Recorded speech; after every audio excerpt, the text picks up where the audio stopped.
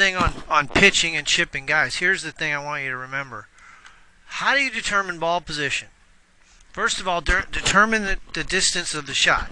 So, in your case, if you have 15 yards of green to work with, and the club is and the ball is 5 yards off the edge of the green, don't take a lob wedge or a sand wedge. Take something with less loft. Position the ball back in your stance, and play about 1/3, 2/3. 1/3 air, 2/3 roll. So that could be anywhere from a pitching wedge to an 8-iron. So remember, if you got a 20-yard shot, you got 5 yards off the edge of the green, you got 15 yards of green to work with, don't play a lob wedge. Now, in terms of the technique, yeah. Nope. Doesn't matter. If you're in the rough, you can take a pitching wedge and hit down on it. If you got a severe bad lie, you can still use a pitching wedge. If you can't use an 8-iron if it's a terrible lie, that's where you would change it. Yeah, and then, you know, when you look at a pitch shot or a chip shot, how do you determine your air to roll ratio? Well, there's a number of factors. That's more of a pitch shot. Okay, this is Kevin Streelman hitting a pitch shot. Where's his ball position? It's definitely not forward. His ball's back. Well, it's in the middle, roughly, right about the middle of his chest. All right, now watch the club face. It's open there. The toe of the club, when you hit a pitch shot, should be up in the air. It should be at 90 degrees to the ground. Give me your club, Kevin. This is the one thing you guys can't do now. This is important. Do not bring the club inside your hands and shut. That is a recipe for skull and chunk. If you do this, what part of the club is exposed to the ground? The sharp edge.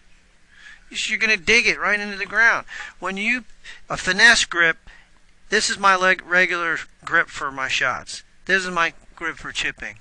Why have I weakened it a little? That allows the face to open up. I want the face coming in open. I never want the face like this, because I can always effectively use what the club is giving me. This is called the bounce angle, from the trail edge of the sole to the leading edge. That angle is called a bounce angle. Well, if the face is open, what part of the club is going to hit the ground? That part. That's what gives you what we call a little bit of a game improvement feature. Because if you hit behind the ball and the club is open, you'll still get a good result. If you hit with a closed face, you're going to chunk it. Now, fat shots are 3 reasons people hit it fat. They come too steep and shut. Too steep meaning here, the shaft should be on the line parallel to the target line. So the shaft, I said that pretty quickly, but basically if this is the ball, the shaft should point at the ball.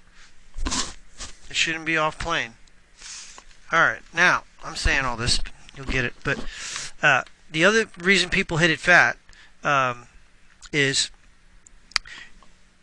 they're closing the face excessively on the downswing. Even if the club is on the correct plane, if you overclose the face, you're going to hit it fat.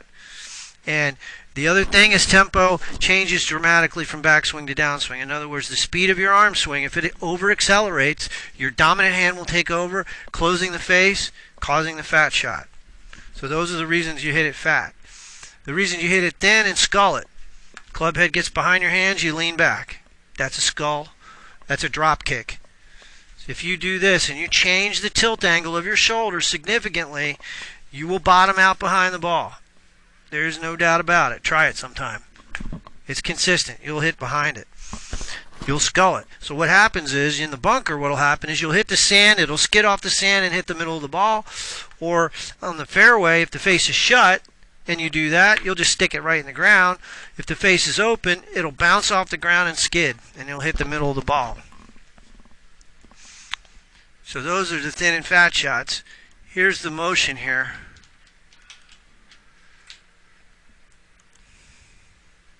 Watch the leg action. He's going to get a little leg. Now this is a pitch shot. Notice the club face is still open here. And it's going to close down. And notice the contact. It's not a huge divot. He's just brushing.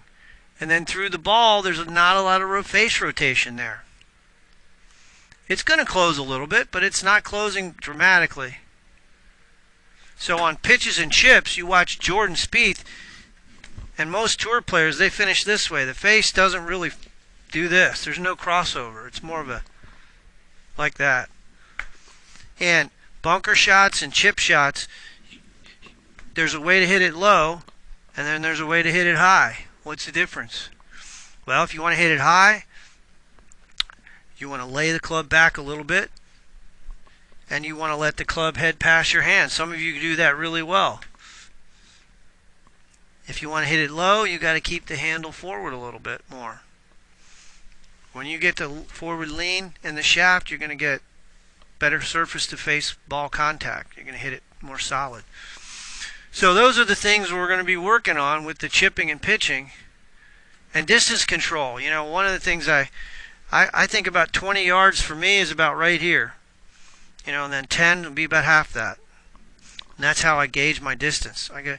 And I want the speed of my swing to be the same in both directions. I don't like a lot of acceleration. Yeah. It'll be about 3 yards difference with a 54. So it'll be about 17 yards of carry with a 60 when I go parallel to the ground, and it's about 20 yards with a 54. But the ball's going to come in on a different angle.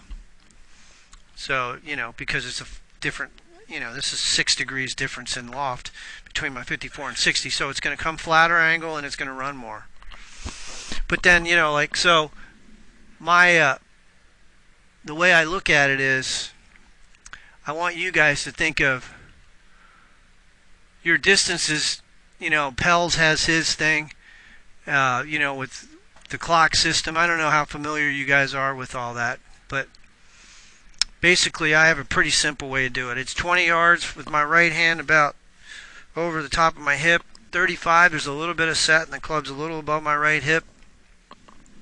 I'm sorry, my hands are a little above my right hip. 50 is more like this, right shoulder, left shoulder, and then middle of my chest for 50, right here, and then 65 is right shoulder, and then a full swing.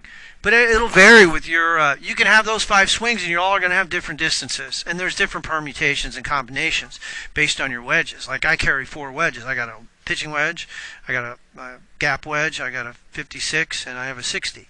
So I have all these different combinations. So we haven't hit a shot, so let's hit a couple.